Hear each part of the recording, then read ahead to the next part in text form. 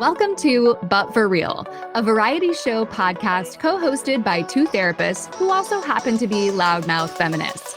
I'm Valerie, your resident elder millennial child-free cat lady. And I'm Emerson, your resident chronically online Gen Z brat. And on the show, we'll serve up a new episode every other week that will take you on a wild ride through the cultural zeitgeist, mental health, and beyond. You'll definitely laugh and TBH sometimes maybe cry a little because this is a silly and serious show.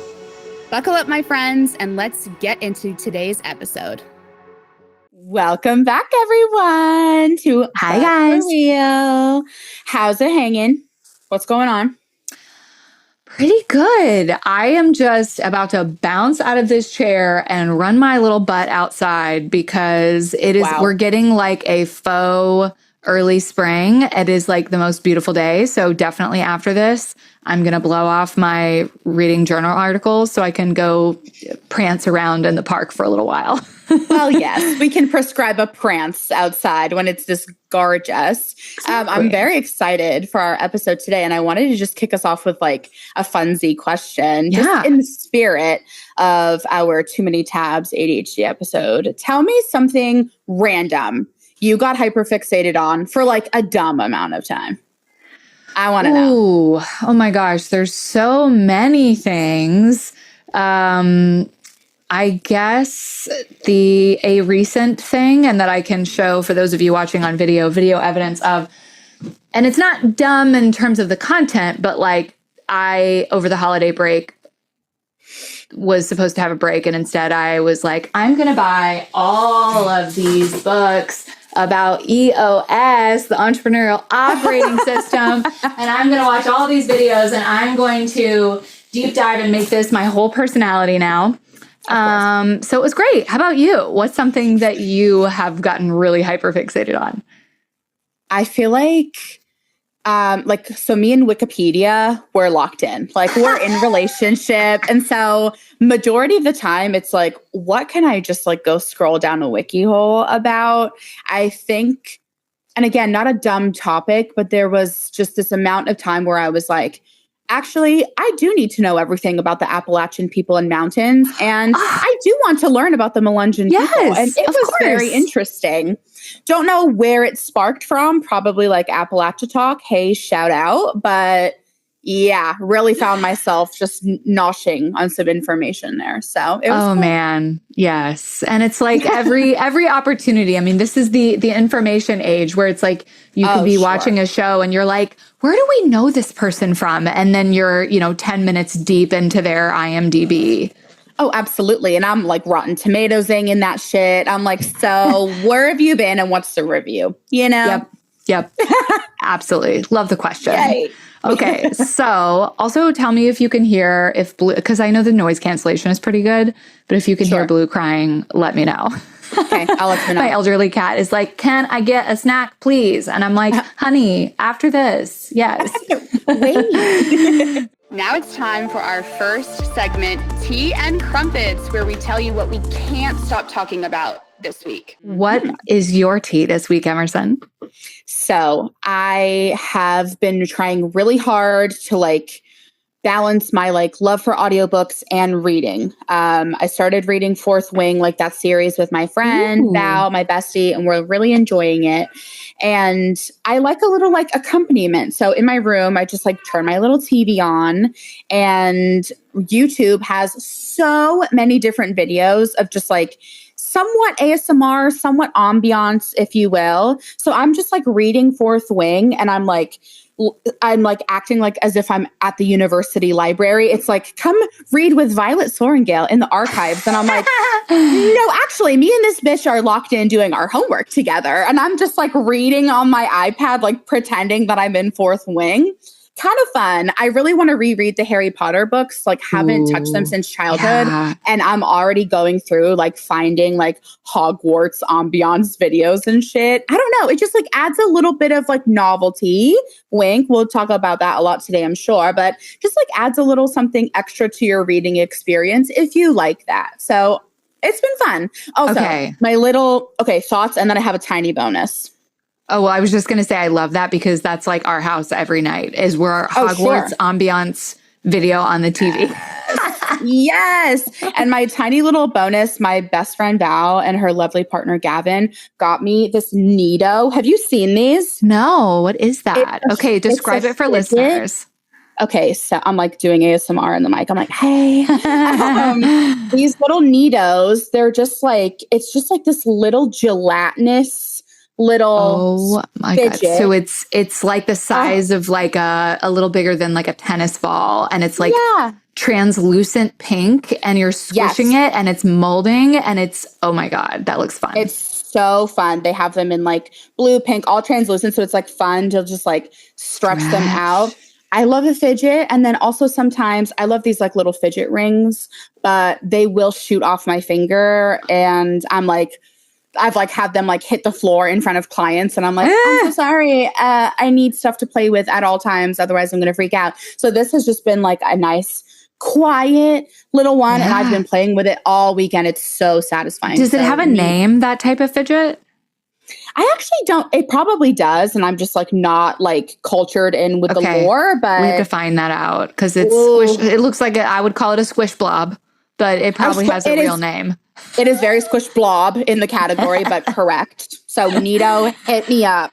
Oh, fun. Okay, so my current obsession is my new tech hygiene routine, which is always evolving. And sometimes I just throw it out the window for like 3 weeks and then I melt my brain and then I come back around. So currently I have my phone. Well, I only unzipped it because I'm going to pull it out and show you something later in the episode. But my phone has been zipped in this little zip pouch. It lives here now. I told Chris, my husband, I'm like, if you see my phone separate from the zip pouch and I'm not currently doing something on purpose on it, then you got to remind me, put it in my pouch. So the phone lives in the pouch. I reset my Jomo app, which Jomo is kind of like Opal. I feel like is a little more popular, but I looked at both and I really like the interface of Jomo. And also I can do Jomo on my computer. So I reset sort of my parameters for that so that I'm not in my email inbox like 5,000 times a day.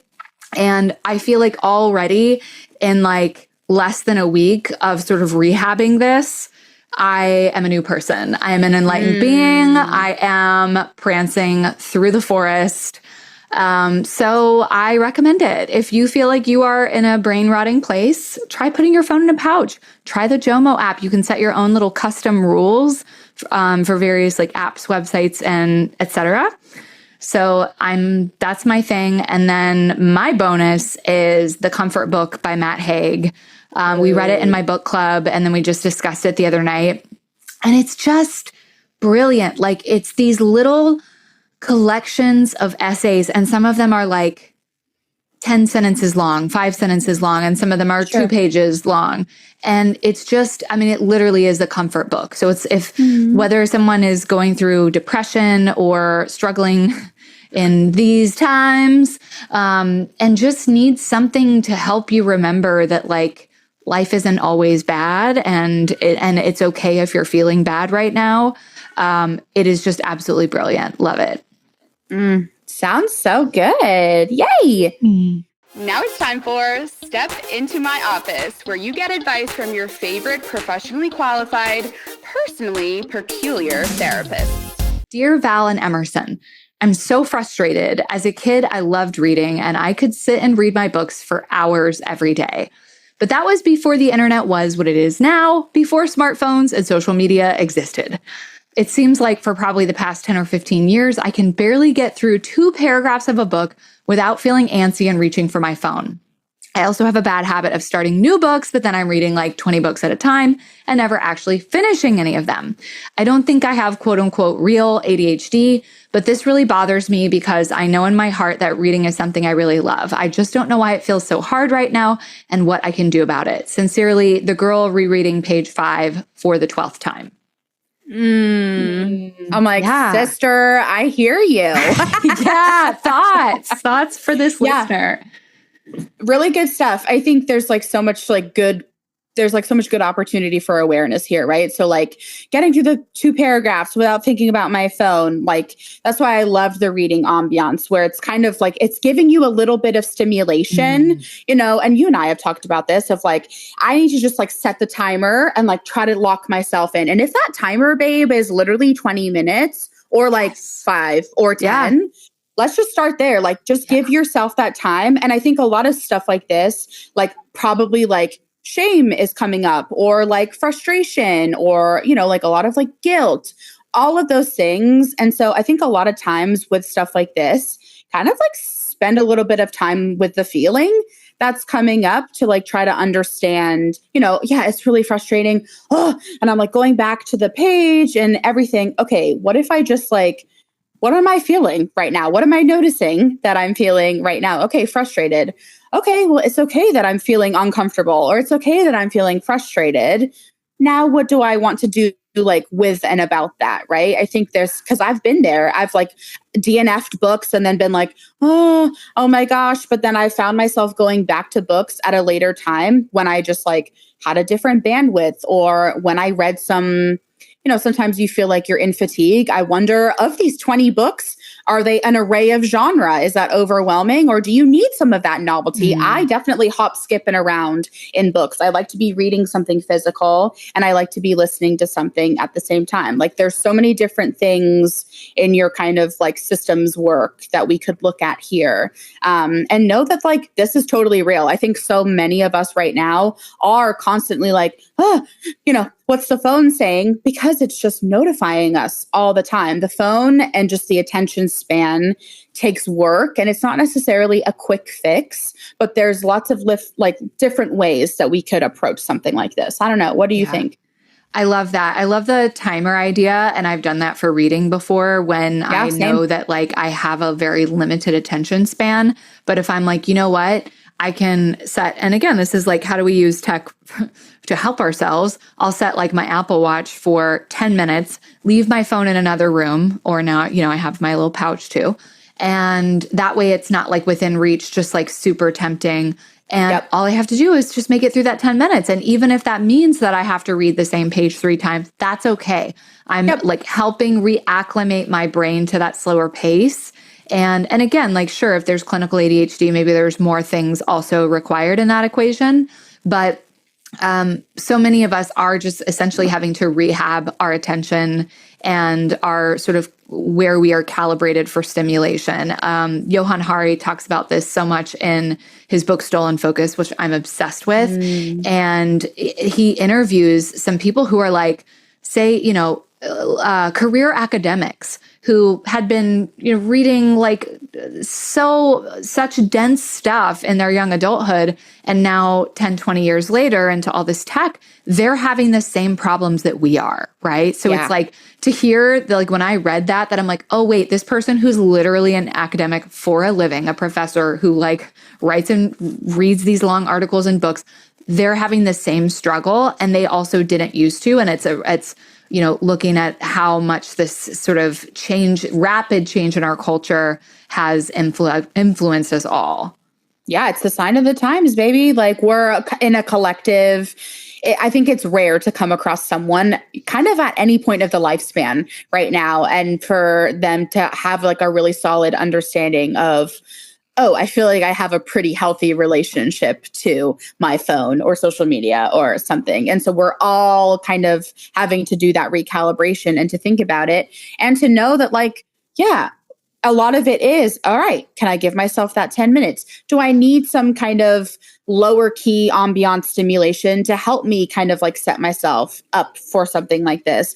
Do I want to set myself a realistic goal? I don't with reading. Like I kind of allow myself to do some of that coming and going. There's some nights where I'm reading 8 chapters of Fourth Wing and then I didn't touch it for like a week. But I came back around and that's okay. So really just kind of do some guinea pigging with yourself and see what you think and look at the shame part or the frustrating part that comes up for you. I know that we're all just trying to rewire our little crispy neurons up in here. Absolutely. And listener, also, you're probably going to get a lot out of this episode because we're going to be talking all about attention and concentration and all the things. And now it's time for the DSM. In our DSM, all varieties of dysfunction, spiraling, and meltdowns are welcome. In this segment, we break down complicated concepts and common misconceptions about mental health, well-being, and tell you what we really think. So this is the ADHD episode. Probably this could maybe be 7 hours long, knowing me and you, but like, you're welcome. We're condensing it the best we can. The best that we can. The best that we can, I fear. So Val, give us kind of the tea. Like, what actually is ADHD? Yeah, I feel like it's such a valid question because when everything feels like ADHD, it's like, okay, no, really, what is it? And it's a neurodevelopmental disorder. That part is really key, and we're going to come back to that. But it's a neurodevelopmental disorder that impacts our executive functioning. So, that part of our brain that's responsible for like planning and logicking and complex thought processes and attentional and concentration processes. As far as the diagnosis goes, there are different flavors. So this is one of the things I find so dumb about the DSM. And I still don't know the logic behind this. When they changed the name of the disorder, because it used to be ADD, right? Attention deficit disorder.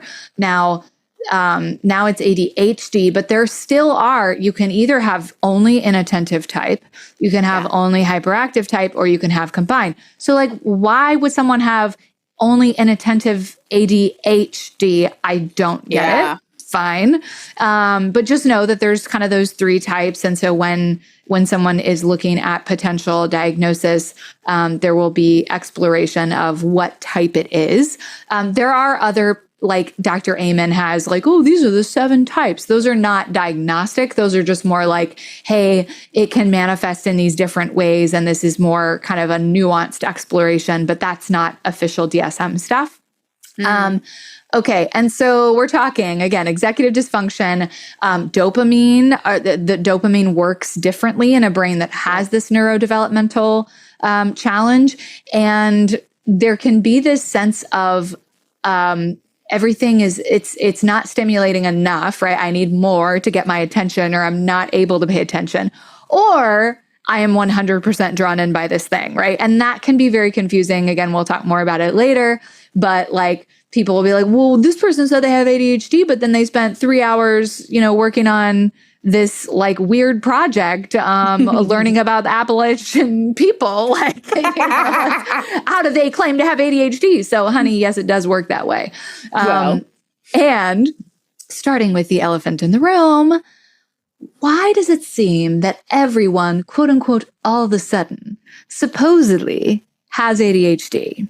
Tell us more. I think we've seen such an uptake in awareness, right? More awareness, more social conversation, more of it showing up in the zeitgeist equals more diagnoses. Like Val said in the beginning of this episode, like we're in the information age. We have so much access to information at any given time, literally at our fingertips. And so we're all now able to think, oh, these things that I do, or these bits and bobs, is some of this pathology, is some of it not? So we can't not talk about this ADHD episode without talking about, a really long time existing in the culture of there being a lot of underdiagnosis, especially in women and adults. A lot of the times we look at and I think it's so interesting to talk to people across different generations about what they think about neurodiversity, the information that we have now versus the information that millennials had, that like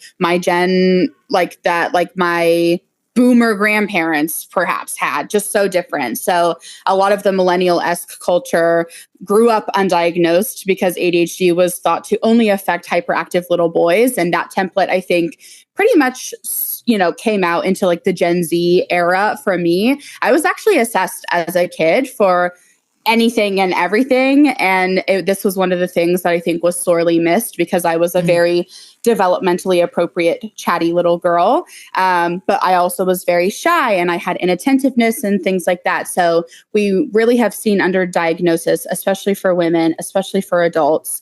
And I think overall now we're just looking at having a better understanding of what the symptoms are. It is now actually recognized that ADHD includes inattentiveness and executive dysfunction and how it looks at emotional reasoning, our emotional dysregulation, and then time blindness, not just here's this kid just bouncing up and down in class or being the class clown, being disruptive. It can go way beyond that.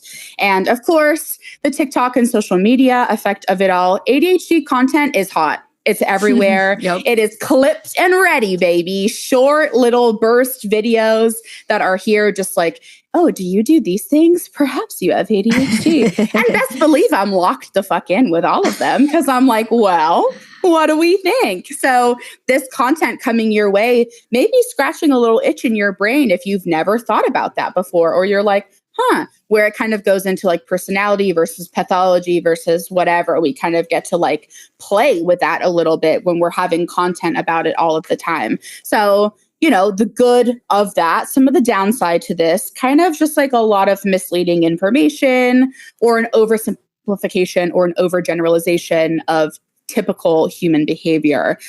So we're looking at, oh, I'm such a procrastinator, or I'm so distracted all the time. Like I'm just like a squirrel, like I have squirrel brain. This is normal human behavior that can happen for anyone and everyone. So when we look at the oversimplification of certain behaviors like that, then everyone all of a sudden has ADHD. It's where we kind of need to parse down into the nitty gritty of some symptoms of when things are clinically distressing and just remembering the neurodevelopmental component of all of this and how that's maybe affected people across the lifespan. So there's kind of like a flip-flop. You know, we're chronically online girlies. That's why we did this podcast. Hello. And also we're schmeducated. So we're giving both and on this side all of the time. Thoughts? Anything Yeah. Well, definitely if for listeners who have not caught our episode called TikTok is Not the DSM.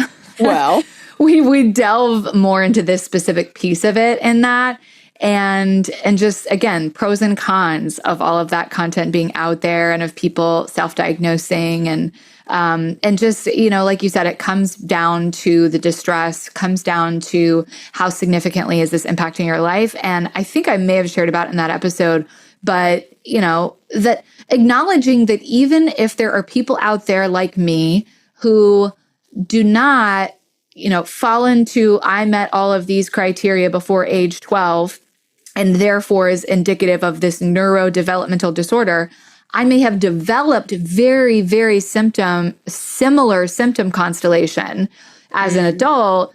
And maybe it's not the same origin as that neurodevelopmental disorder that could be treated with stimulants or whatever. It's a different type of thing. Nonetheless, it can be very distressing. So it's not to say, because I think that's the thing is if people feel like their diagnosis isn't valid or they don't meet criteria or something, then it feels like they're being told their distress isn't valid. And that's not true, right? Because the reality is, as we will keep weaving into this conversation, the modern world is a recipe for ADHD symptoms, right? Wow. Whether it's the diagnosis or not, that we are literally little red dots everywhere. The technology that is actually called infinite scroll, all of these things are popping into our lives. And how could they not make us more scattered, right? And our brains are not built to process these things. So this information overload, the pace of our lives and work these days, it's whether you have clinical ADHD or not, it can create this sort of what I call pinball brain that can feel very distressing. So yes, if you have the clinical type and or you suspect that you may take the step of seeking diagnosis and medical treatment, but regardless, just know that anyone living in this modern culture is going to need strategies to help themselves cope with how this world is affecting our brains. So, that may feel like, for me, what it creates is sort of this pseudo ADHD that can still lead to burnout and stress and feeling like your attention is fragmented all over the place. And I think that's a really important, like the pseudo ADHD part, like how we think, how this is affecting all of us, like in these modern times. From those conversations, bridging that gap, it's helping more of that acceptance, and it's helping more of that like destigmatizing, which we really need across the spectrum, for a lot of different mental health conditions. In the past, the kind of hesitation people had to seek diagnosis for ADHD because it was a kid's disorder, or it was just like an excuse for people to be the class clown or to be acting out or anything like that. It's widely accepted that ADHD today is real and has its perks, perhaps, and has its real life challenges. And people are going to be safer. People feel safer discussing these things now in this age through social media, through TikTok, where we've seen that burst, which is really great. It's really important to like be looking at the stigma of things, and also where are we finding the nooks and crannies of the clinical kind of components of this is what it means to have clinical ADHD, and then the accepting part of, I feel like I'm just so in burnout. I'm procrastinating. I can't, my inbox is full all the time. I can't get through it. I'm stressed. My sleep is feeling fragmented. I can't sit and read a book anymore without feeling bothered. So really how it's opening up the conversation of acceptance and lessening that stigma, and still being able to properly define what we need to define here. Yeah. And just knowing that there's no simple answer to the question of like, is this being overdiagnosed now? Like, Sure. It all depends on who are you talking about. It depends on the individual, because we can make the argument that similar to autism spectrum and other things and trauma, right? They're like, oh, actually, we're just like recognizing more of it now. We're just like naming it and not afraid to talk about it. We have the words for it. So especially certain populations, again, women, BIPOC individuals, like there are going to be people walking around who are still undiagnosed and struggling with this. So, just watch the tendency to sort of make that a blanket statement, right? Of like, oh, this is overdiagnosed. Of course, there's a whole generation of kids who sort of grew up in the sort of 90s spike of like Ritalin and Adderall, where it was like, oh, well, we'll just throw this medication at this child and we won't like really do much else, like build skills. And so, there was, say, overprescribing has definitely happened. And still, that doesn't even mean that prescribing period is bad. It just means that if it's being overprescribed and not looking at the full spectrum of treatment, that can be unhelpful.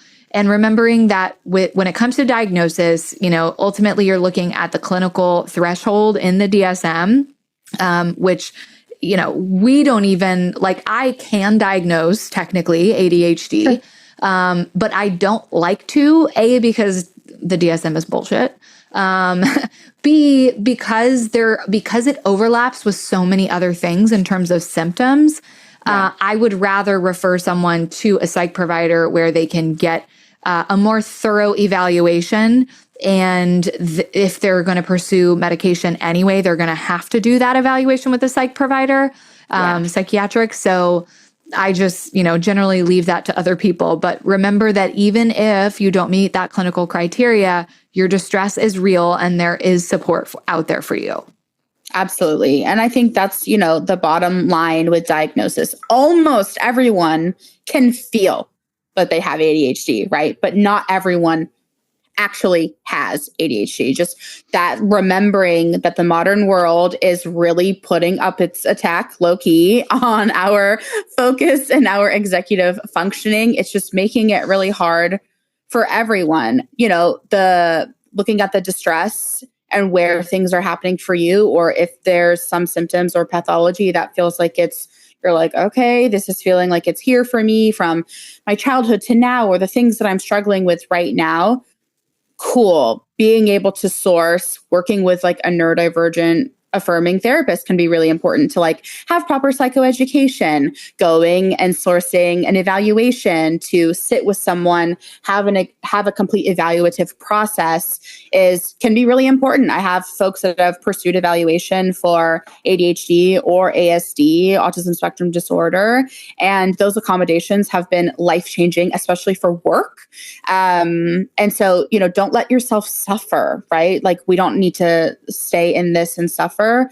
Going and having the options, joining groups, being with other neurodivergent people, if that's important to you and becomes part of a like component of your identity that you'd like to explore, as well as just what are the systems and supports and accommodations that I need to help myself, medication, things like that.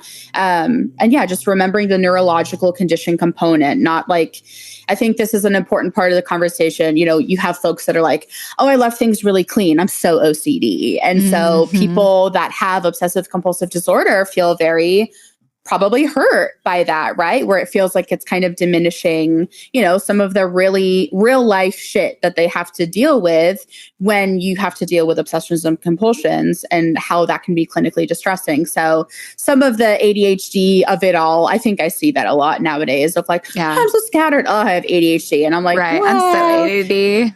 I'm so ADD. What a belief. And I'm like, okay, girls, let's pipe it down just a little bit. This isn't about, specific personality traits or uptake in, your reactions to an uptake in stressors. It's the neurological condition. That's the component to be focusing on. Yeah. For most of it. So I feel like I'll keep this section pretty short because we've alluded to some of this and sure. All of you listening, I'm sure, know what we're talking about when we're talking about ADHD symptoms. But just to kind of name a few of them. So we mentioned the time blindness and that I love this term, chronoptimism. A lot of ADHD folks or non-ADHD folks who struggle with time and time blindness for other reasons. Chronoptimism is like, oh, I can do one more thing. Oh, it takes me 25 minutes to get there. So I will leave my house at exactly 23 minutes before I'm supposed to be there. And then really I'm going to be 14 minutes late because I ran into traffic. Guess what? There's always going to be traffic, right? Like these things where it's our mind convinces us that we have time to do X, when in reality it's like, no, we don't. So I've worked on that a lot, my chronoptimism. There's also what's sometimes referred to as the interest-based nervous system, which is kind of what we mentioned earlier, that boring tasks can feel impossible. But if I'm interested in it, it's like it connects with the brain in a different way that I'm able to bring sometimes not just focus, but even hyper focus, right? And then the time blindness comes in and it's like, I'm sorry, have I been working on this for 3 hours? Or 3 days. And so lower stimulation tasks, of course, can be a lot more challenging. And difficulty prioritizing tasks. This is one I hear about a lot. It's like, it's not that a person who is struggling with some of these things can't get things done. It's just they might sometimes be doing, and by they I mean I. We might be like, what I could do that would give me a lot of dopamine is I could clean out all these emails out of my inbox for the 40th time today instead of doing real work, right? So I'm being productive, quote unquote, but I'm not prioritizing what really needs to be prioritized. And that's very tempting, again, for any of us, ADHD or not, because it's dopamine. So it's even harder. And that's why with ADHD folks, it's like, it becomes, whereas maybe for non-ADHD folks, it's like, hey, if you want to be most productive and efficient in your work, you should prioritize your tasks before you open the screen, right? That'd be ideal. Yeah. For ADHD folks, it can be sort of a necessity to do that, right? If you don't want to get sucked down the rabbit hole of all the red dots. So prioritizing tasks, getting stuck in freeze and overwhelm, and that can be with anything, right? Like the laundry needs to get done. But now, my executive functioning is shot and all I'm sitting here is staring at the laundry and crying, right? Yeah. So that's where it can start to take on the anxiety and even sort of depressive angle. And then again, pinball brain, too many tabs open, literally and metaphorically, right? And that's something that I've worked on too, is like, how about not make that feeling worse by having actually too many physical tabs open, I will close them and look how nice that is to see one tab, one task in front of me. Mm-hmm. Too many tabs. Have been there all too often, all too well. Okay, let's frame up, strengths-based stuff, which is kind of what we do a lot of in the clinical work with neurodiversity, is looking at strength. So in the reframing of ADHD as strength, and I just chuckle because we threw down, some people want to cut that ND out of there. No disorder or deficit. Yeah. The ability to have the ADHD brain, they're oftentimes the strength of creativity, out of the box thinking. We're not thinking in super binary ways, or you have the accessibility to novelty that can really spice up a social situation or your relationships, or just the relationship that you have with yourself. I really enjoy, that's one of my strengths that I came up with for myself, is that I love novelty, and novelty isn't necessarily always something that has to be a cash grab or a time suck or bad. It can just be switching up the things so that the world doesn't feel as monotonous, which can be important. The ADHD is not broken, y'all. It is just built for a different world. And it's about learning about yourself in relation to the world and others, and what you can do with and about that. And of course, the hyper-focus of it all. Can't start that. And you wouldn't believe the amount of work that I had to do with myself in my graduate program of, I have this 10-page paper.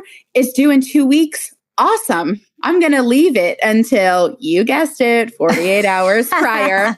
And honey, don't worry about it. Mama graduated with that 4.0. But best believe I was kind of stressed. But the ability to have that pressure to lock in on that hyper focus, I've done some really amazing work in that. Now, was it kind of stressful? Yes.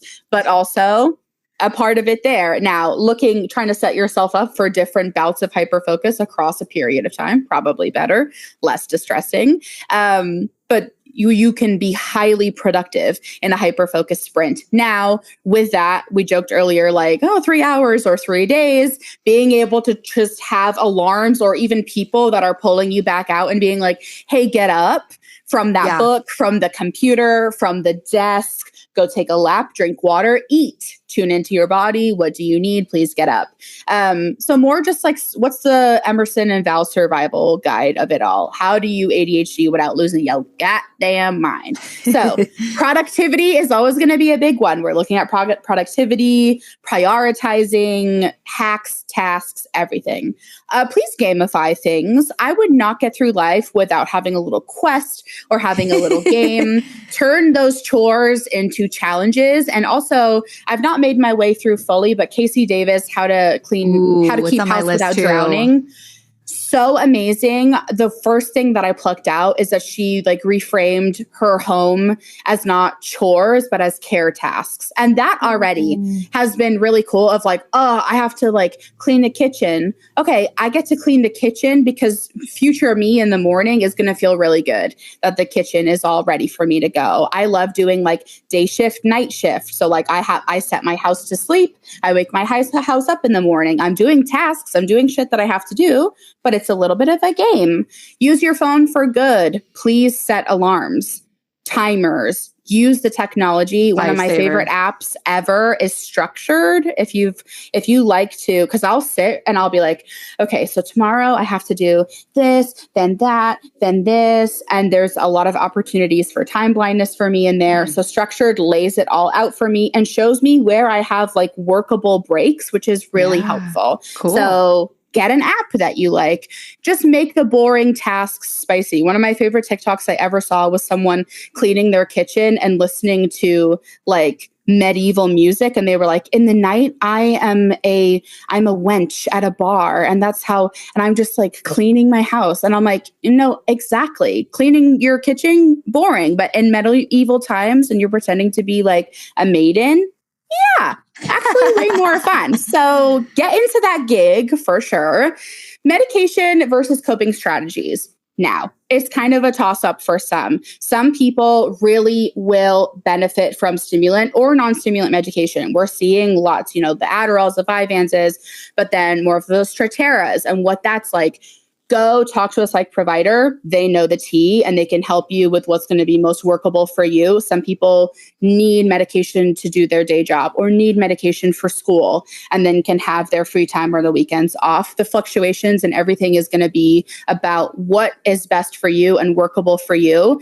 Taking into account some of the previous stigma, like we were talking about with like the early 90s and hundreds, with just kind of overdosing, overprescribing for kids. Talk to your provider about what is most workable for you. Try meds. Don't try them. Whatever is best for you is going to be what's best for your body chemistry and your lifestyle and your work, really, what you do for your job. Probably my favorite parts about just being an ADHDer is body doubling and or looking at little bouts of just like social pressure. So if you've ever had a friend that's like, hey, I'm going to come over in 20 minutes. I'm like, awesome. And all of a sudden I'm cleaning everything up because I have this 20-minute sprint. So that's social pressure. I love getting clients to think about where they can go have social pressure. If you're sitting at home twiddling your thumbs, hey, let's pack it up and go to the coffee shop for like a good 2-hour sprint. And you'd be surprised at what you'd get done just because people are walking around or also on their laptop working on something too. It's unbeatable for people that work in offices. I'm always walking around the office. Does anyone want a body double? I'm like the little body double fairy. I'm like, hey, is anyone on break like me? Yeah. Let's work together. And I always have to throw out Focus Mate because if for people who are like, well, I work alone at home or I live alone or my closest friend is like 100 miles away or whatever, all of that is fair. And sure, we can always say, isn't there something so nice about being able to be in person with someone co-working at a coffee shop is amazing. And when that's not an option and you're like, I just need something, Focus Mate, Cave Day, these tools where you can log on and just have a little person in the corner of your screen for the next, 50 minutes or whatever. And you tell each other what you're working on. And I tell you what, without fail, anytime I have been super avoiding a task for whatever reason, it's overwhelming, it's a dreadful task, whatever, but it needs to get done. Anytime that has happened and my little brain remembers that I can do Focus Mate, I will schedule a session and by God, I do it, right? Because I'm like, I just told this person this is what I'm going to be doing for the next 50 minutes. And it may not get the whole thing done, right? But I will spend that time in a much more focused way than if it were just up to me and I'm not having to report back in 50 minutes. So can't recommend it enough. Yes. Just that external accountability, a little bit of that social pressure just does wonders for getting you kind of out of paralysis, some of that stuck. It gives you a container of time. And then some of that positive reinforcement. Oh, I've done a Focus Mate. I don't know if I used Focus Mate. I used something else, but we were just texting back and forth. She was like, I'm doing laundry. I was like, I'm doing 87 bajillion notes. But we had this kiki about it and it was good. And then ultimately self-compassion. Please think of how you speak to your friends and loved ones and really be curious about how you can apply this to yourself. There is no right way, one way to do ADHD, to do accommodations, to do medication, just to do anything. So just get curious about the areas that you may be struggling with the most. Are you meeting yourself with a lot of guilt and shame? Are you being mean to yourself? Just checking in and having a little bit of grace where we can, and just being curious and knowing that this is a very collective experience and that you're not alone in that part. And I can't tell you how many times, yes, with myself, but with so many other people that I have heard people recognize in a big way just how powerful that acceptance and self-compassion is in this area. Because we can be so harsh on ourselves when we think, oh, this is just a willpower issue. I'm just something's wrong with me. I'm too lazy. I'm not trying hard enough. I'm not, because otherwise I wouldn't be struggling with this. It's no, this is just how your brain is working. Diagnosis or not, this is how your brain is working. And if we know that, we can work with your brain rather than fight against it. To figure out how to make this workable for you, right? Whatever that looks like with your support.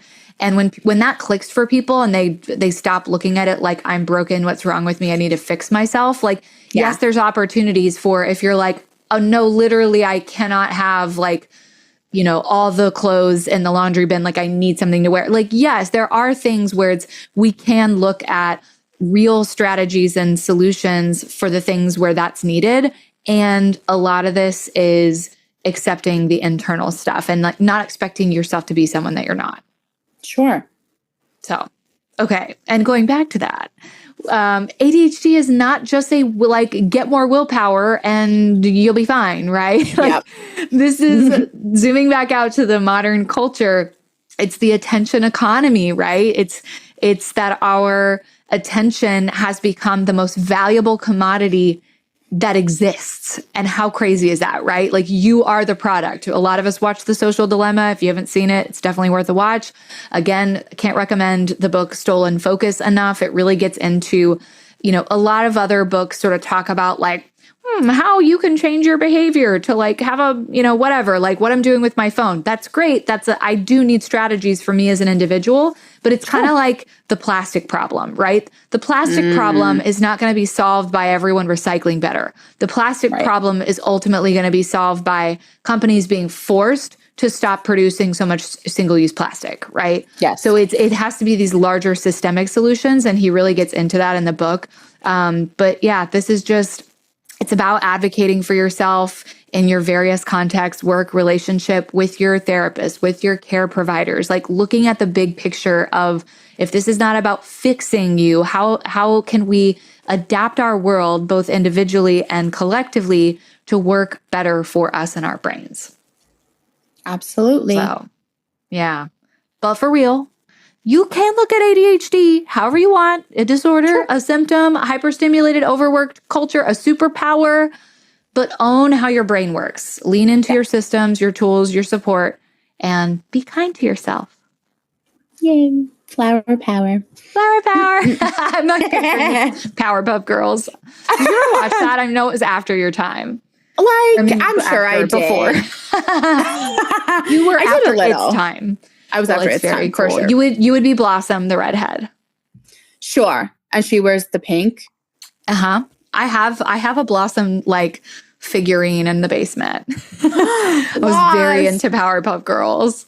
Of course. That makes perfect sense. And now, our musical segment. Now that's what I call Okay, where Emerson and I each share a song with each other each week as representatives of our respective generations. We tell you a little bit about the song or artist, and then we press pause, we share the song with each other, and then we come back for our live reactions. And we're capturing it all on a Spotify playlist linked in the show notes for you. Kicking us off with, hello, it's the ADHD episode. I have ADHD by May Stevens. And I remember her first song that went super big on TikTok was like, and if we ever broke up, I'd never be sad. Have you ever heard that one? No. You know me. I poorly for you. So she's just this British queen, young queen, 21, really cute, talented. So I'm excited for us to like have a little ADHD jazzy song for us today. Let's check it out. Oh my God. Isn't she cute? That was so good. Like so fun, right? I'm like, so imagine, do you ever have those moments where it's like those memes? It's like, imagine showing this to a Victorian child. I think of this all the time. I'm like, imagine just showing really old people this and being like, look, like this is our world now. We're like, this is our world now. Like, we're excited. Yeah. And I love how she was like, how instead of the disorder, she's like, that's the wrong word. It's just my normality. Normality. Well, correct. Oh my God. I love it. I'm about to check her out. I'm so glad that song exists. It's like some songs you're just like, thank you for existing. Really catchy. Her, like I said, the like if we ever broke up, that one went pretty big. I don't know if that was like her like first one or like on her EP, but her album, her aesthetic is cute. just fun and colorful. I really love that about her. Love the one purple eyebrow, one pink eyebrow. Yes. Work. Okay. So I was trying to think. I was like racking my brain, trying to figure out because not that we have to theme these songs to the episode, but I was like, surely there's something. And then I came up with Where Is My Mind by the Pixies, which I'm sure you've heard, but I think it bears repeating. And what I learned in my little deep dive into this song, so the Pixies are from Boston. They did okay here in the States, but they were more popular in Europe. This song, I would say, I think is their most popular. And it was from their 1988 debut album. And it got more popular after it was included in the Fight Club soundtrack in 99. So interestingly, and it's one of those where like the lyrics are not that deep, but the refrain, the where is my mind, like that's the iconic line, like and then like the, so everyone knows that. But where did the song actually come from? It was inspired by the frontman's experiences while scuba diving in the Caribbean. He said that he had, quote, this very small fish trying to chase me. I don't know why. I don't know too much about fish behavior. Where is his mind? Where? Also, fun fact, this song was ranked at number 493, just made the cut on Rolling Stones magazine's 500 greatest songs of all time, which was in 2021. Wow. Right? Just made the cut, girls. Okay, let's give her a listen. Oh my God. That guitar riff is just iconic. Wow. No, so iconic. Like, just put it in a montage. Quick. Yeah, any kind of montage. I need it. Any montage. I'm down. But also, even though that song only has like maybe, I don't know how many, not very many lines of lyrics, but never had I ever paid attention to that one verse that's like, never. Honey, what are you talking about? I'm like, a fish? I'm like, so whatever you were on, it was giving Hat Man in the corner, facing me. Like, yeah. I love it. Try this trick and spin it. Okay. Have you ever tried this one? And now for our last segment of the show, welcome to Fire Dumpster Phoenix. It is rough out there, y'all, and we need all the hope we can get. It's time to go dumpster diving for some positive news and rise from the leftover Happy Meal ashes together. It was tough. It was tough in this news cycle, was it not? But we will keep doing it. We will keep finding the good news for you guys, okay? Well, yes. So my story comes from Bangladesh. I changed it because I was like, you know what? There's just so many. There's more good news to share than we have time to share on the pod. But I wanted to share, and I just brought the print edition of my magazine of the Monitor. So I had read some in previous months about this toppling of a dictatorship in Bangladesh, which was really started by these like student protests, right? And I mean, how cool, because there's places where, you know, countries in the world where shit is really dark right now, like Sudan and Venezuela. But, you know, sometimes resistance really works, and it worked, and Bangladesh is healing. So before I get into tell you exactly what this article is sharing about, I have to just mention, because this was such a funny moment this morning. So this dictatorship, which I'd read about in some previous articles, just talking about like how horrible this dictatorship has been. And I know I had read before about how long it was that this person was in power, but I had forgotten. So I was looking it up this morning, and okay, so it says here it's the Sheikh Hasina, 15 years of hard reign. And I was like, Sheikh Hasina, and I was like, was that the name of the person or anyway, so then I'm Googling it this morning, and lo and behold, when I land on the Wikipedia page, because I'm like, who is this motherfucker? I'm going to show you, listeners, you can't see this, but you can Google it. Do you see this grandmother? This little This is Sheikh Hasina. Wow. What in the motherfuck? Okay, Oh my y'all. God. It is this woman who is like an old grandmother looking type. And I mean, it just goes to show stereotypes. I mean, while it might be true that most dictators in the world are male, this one was not. And she was real bad. And she was in power for like 96 to 2001 and again from 2009 to 2024 in August. And she got toppled. This authoritarian regime, there was an uprising and the people won. So what this story is talking about is, and it's sort of like that idea of bread and roses, right? Like we need not only our basic human freedoms and rights, but we need art and beauty and love too, right? Yes. So they are part of how they're healing their society is prioritizing culture building. So they officials have dispatched 8 venerated local movie directors throughout Bangladesh to mentor a new generation of filmmakers. So they're starting with this project called Remembering Monsoon Revolution, the first of 7 initiatives meant to forge a new sense of nationhood through art and archiving.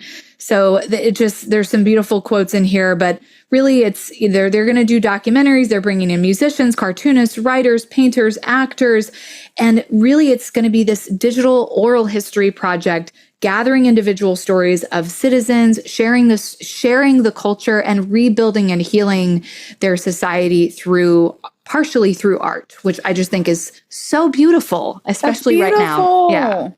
Wow. And Grammy, see ya. Bye, bitch. Bye, bitch. The fuck? Yeah.